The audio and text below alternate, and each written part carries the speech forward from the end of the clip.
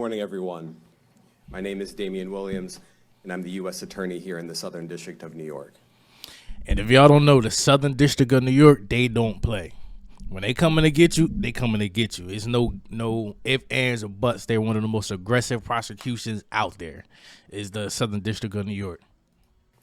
Today, I'm announcing the unsealing of a 3-count indictment, charging Sean Combs with racketeering conspiracy, sex trafficking, interstate transportation for prostitution. The indictment alleges that between at least 2008 and the present, Combs abused, threatened, and coerced victims to fulfill his sexual desires, protect his reputation, and conceal his conduct. As alleged in the indictment, to carry out this conduct, Sean Combs led and participated in a racketeering conspiracy that used the business empire he controlled to carry out criminal activity, including sex trafficking, forced labor, kidnapping, arson, bribery, and the obstruction of justice. Let me say a little bit more about the charges. The indictment alleges that Combs abused and exploited women and other people for years, and in a variety of ways. As alleged, Combs used force, threats of force, and coercion to cause victims to engage in extended sexual performances with male commercial sex workers, some of whom he transported or caused to be transported over state lines. And right there is where a lot of people don't know, is when you cross state lines, that's where you get into federal territory. Because Utah can't prosecute a crime from Oregon, so therefore the feds come in and say, hey, we'll work with you to prosecute them on a higher level, and then we'll all get credit to each other. Combs allegedly planned and controlled the sex performances, which he called freak-offs, and he often electronically recorded them. The freak-offs sometimes lasted days at a time, involved multiple... Days at a time? What the fuck was Diddy doing? What the fuck was he doing? This some nasty shit. What the fuck? Commercial sex workers, and often involved a variety of narcotics, such as ketamine, ecstasy, and GHB, which Combs distributed to the victims to keep them obedient and compliant. As alleged, when Combs didn't get his way, he was violent, and he subjected victims to physical, emotional, and verbal abuse so that they would participate in the freak-offs, and that Combs hit, kicked, threw objects at, and dragged victims, at times by their hair.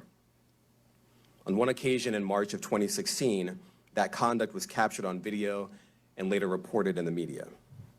Specifically, Combs kicked... They talking about the Cassie incident where he assaulted Cassie at the hotel. Dragged and threw a vase at a victim in a Los Angeles hotel when the victim was attempting to flee. As alleged, these assaults often resulted in injuries to the victims, which took days or weeks to heal.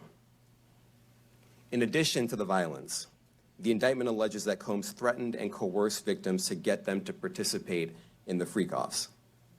He used the embarrassing and sensitive recordings he made of the freak-offs as collateral against the victims. And the indictment alleges that he maintained control over the victims in several ways, including by giving them drugs, by giving and threatening to take away financial support or housing, by promising them career opportunities, by monitoring their whereabouts, and even by dictating their physical appearance. And that was through the hip hop, through hip hop. Hey, if you don't do this, you're not gonna get a deal, and I'm gonna blackball you through the industry because I'm one of the top guys right now. Because of all of this, the indictment alleges that the victims did not believe they could refuse Combs without risking their security or facing more abuse. The indictment also alleges other acts of violence undertaken by Combs and others, including violence against witnesses to his abuse, kidnapping, and arson. The indictment alleges that on more than one occasion, Combs carried or brandished firearms to intimidate and threaten victims and witnesses. Now, Combs did not do this all on his own.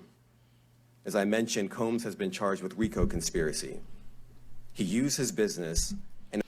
So, therefore, when he's saying it's not by himself, there's other people involved. We just haven't said their names yet because he's the focal point of this investigation. However, we will be bringing other people in that are connected to this at a later point. But right now, we cut the head off the snake. All of this stops. We can stop this because this was big.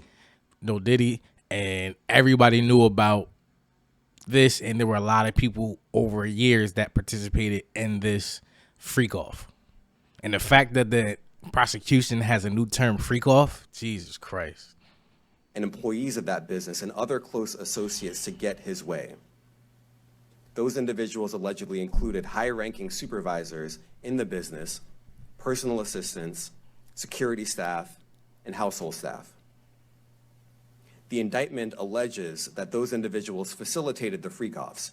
They booked the hotel rooms and stocked them with the supplies, including drugs, baby oil, personal lubricant, extra linens, and lighting.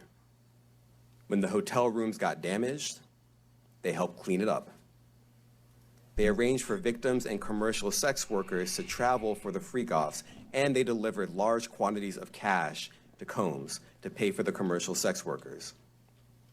The indictment also alleges that they helped Combs cover up his crimes. During the March 2016 incident at the LA hotel that I mentioned earlier, a member of the hotel security staff intervened, and Combs attempted to bribe the staff member with a stack of cash to make sure that what happened was kept quiet. And as the indictment alleges, in late 2023, after public allegations were made about Combs' crimes, he and others pressured witnesses and victims to stay silent, including by making phone calls to witnesses and victims and giving them a false narrative of what they had experienced. And as alleged, Combs used others to help conceal his abuse by monitoring and preventing victims from leaving a location in order to hide their injuries, or by locating and contacting a victim who had attempted to flee.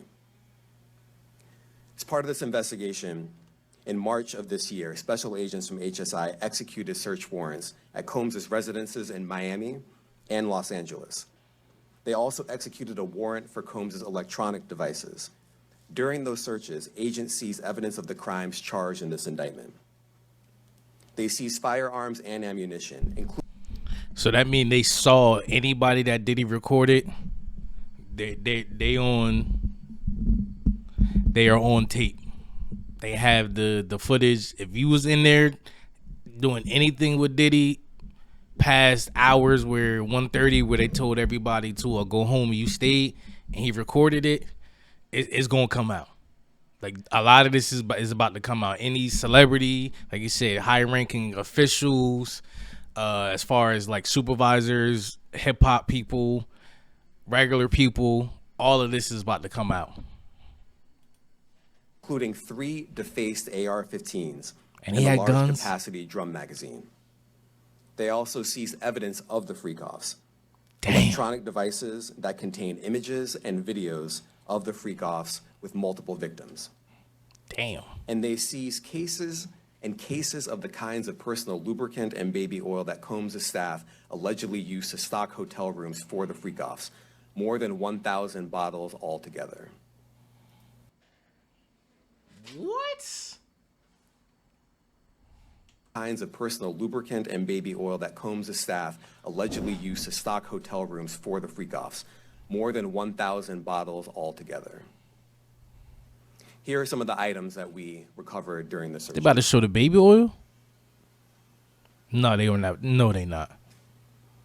As you can see here, this is a drum magazine, large capacity, and it contains, I believe, 59 rounds. I mentioned as well, we recovered 3 AR-15s. This is a close-up shot of one of the AR-15s, and you can see right here, the serial number has been thoroughly defaced. And that's the part where a lot of people are going to ask, why wouldn't you just have a legit firearm? Like, why would you have a defaced fire, especially if you're in Florida, where it's like they're known for guns. Like, having a gun is like having a whistle in Florida. So a lot will say, why is it defaced? You're a mogul. You can do everything. You got connections to really get it however you want. Same in LA. I'm sure you can have a registered gun in L.A. New York, I know that's a little different, but why are you living illegal and you're a billionaire? Another picture of more ammunition and parts of 2 AR-15s right there.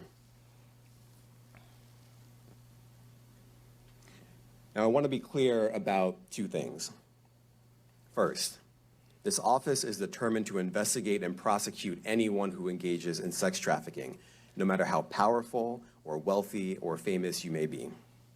No one should doubt our... He's serious. He don't take no bullshit. Like he's serious about his job. He don't take no BS when it comes to his job. You could just tell by his look. Our commitment on that. A year ago, Sean Combs stood in Times Square and was handed a key to New York City. Today, he's been indicted and will face justice in the Southern District of New York. Second, we are not done. This investigation is ongoing, and I encourage anyone with information about this case to come forward and to do it quickly. Anyone with information can call 1-877-4-HSI-TIP. I want to... And this is Homeland Security that got him. Like, Homeland Security handles stuff like this. I'm going to play a clip later where somebody breaks down how Homeland Security handles these situations. Express my deep appreciation for the victims and witnesses who have used their voices and helped bring this criminal conduct to light. We would not be here without them. I also want to thank the dedicated case agents on the HSI Trafficking in Person Squad in New York. They have been with us since day one and have worked tirelessly on this investigation. They will continue to be invaluable partners to us. I also want to thank the incredible agents and analysts from SCNY who have also provided tremendous assistance on this case. I'm deeply grateful for their continued work.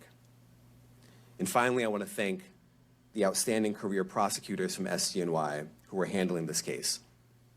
Meredith Foster, Emily Johnson, Chrissy Slavic, Madison Smizer, and Mitzi Steiner.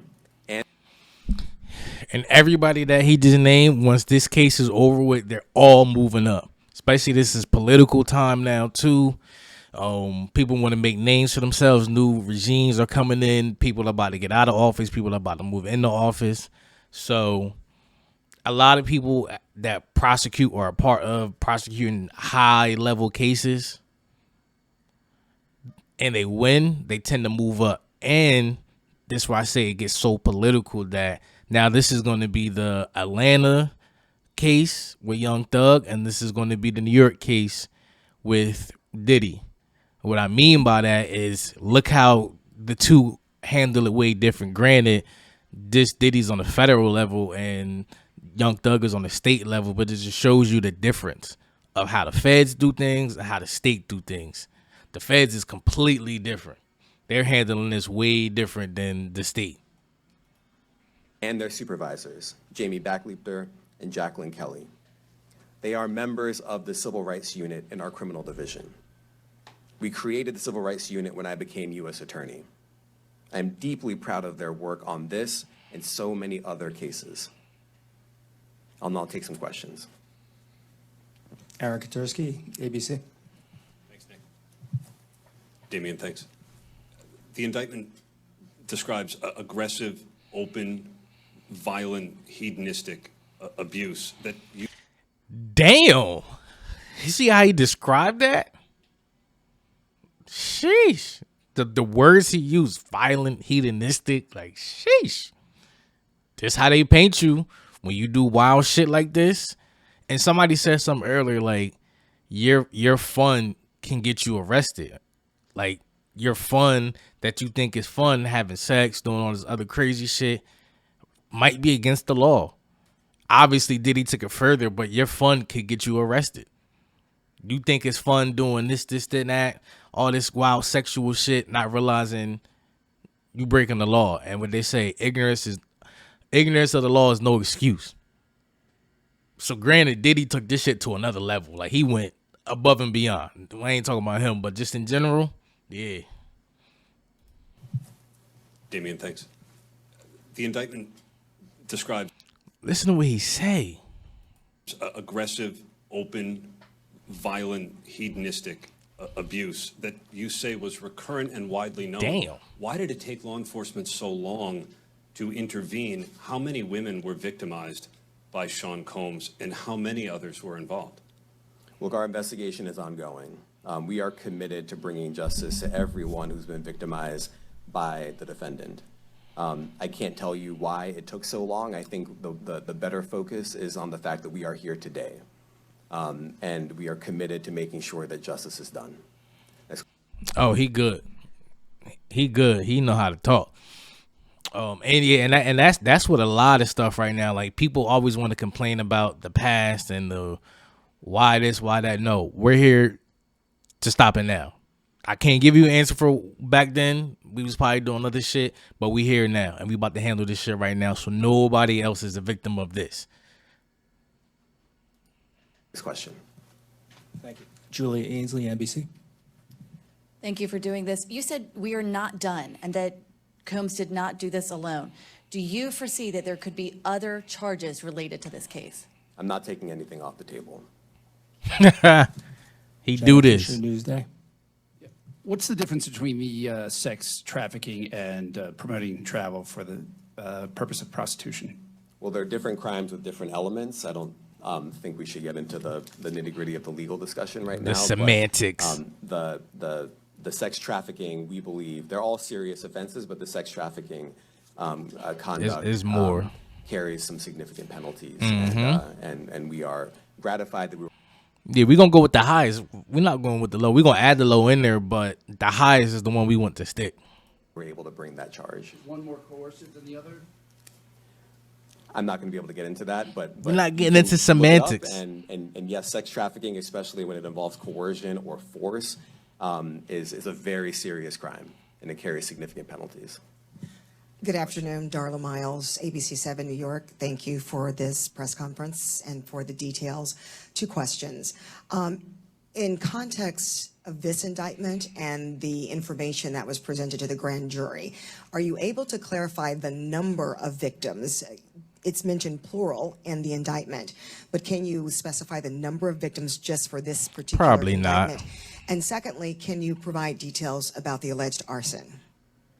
Unfortunately, I'm not able to provide either. The number of victims, you are correct. We are intentional in saying multiple. The details of the arson incident are limited to what we have in the indictment and also the detention letter that we filed, which contains more details than the indictment does at various points. But we don't have anything more beyond that. Next question. Lynn Tran, CNN. Are any of his accomplices or associates under investigation? We can't speak on And that. Additionally, could he You face know. any more charges? You know we can't speak on that. So the investigation is ongoing. That means both as to him and to anyone else who we believe committed the crime with him.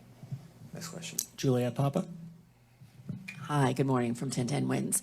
Any indication that some of the women or victims here were imprisoned in his residences, and did he have locations where he kept them, and were not allowed to leave?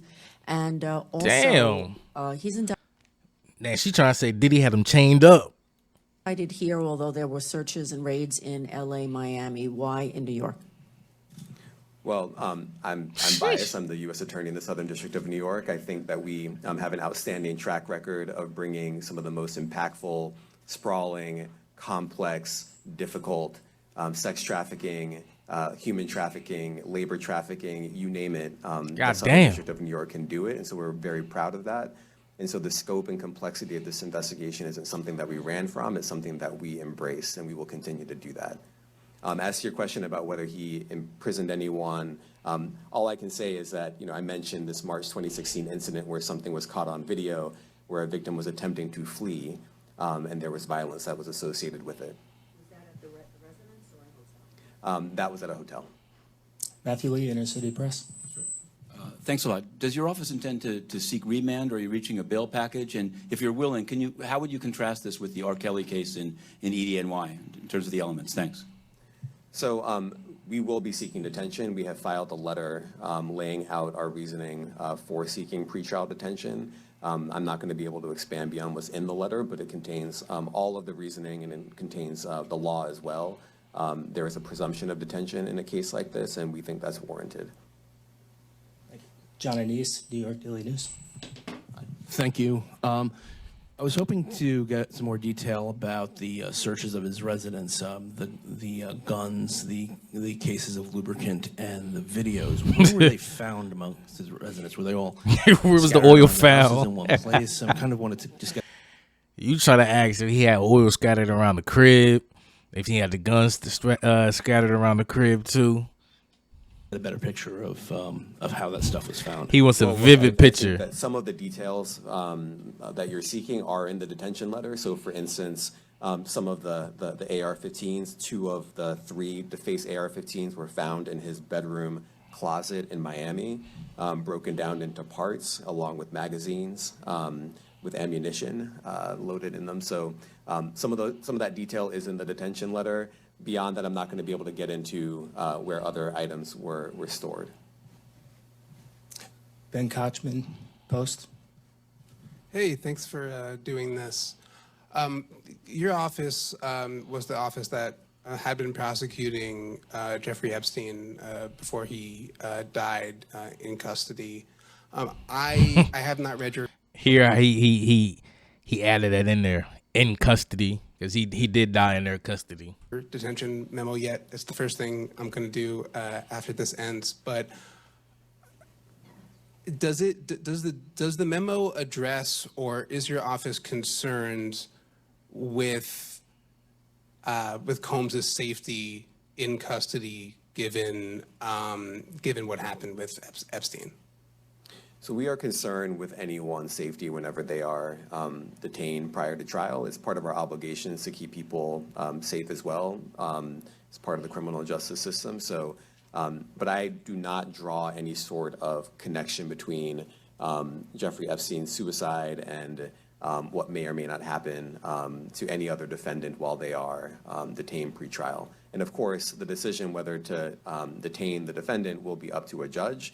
Our position is that pretrial detention is warranted under the law and based on the facts of this case, and I'll leave it at that. Are some of the prosecutors on this case some of the same prosecutors that had been handling that, or that worked on the Maxwell case? So I'm not going to get into the staffing. I will say that this team, this group of AUSAs, this incredible group has been working on this case around the clock.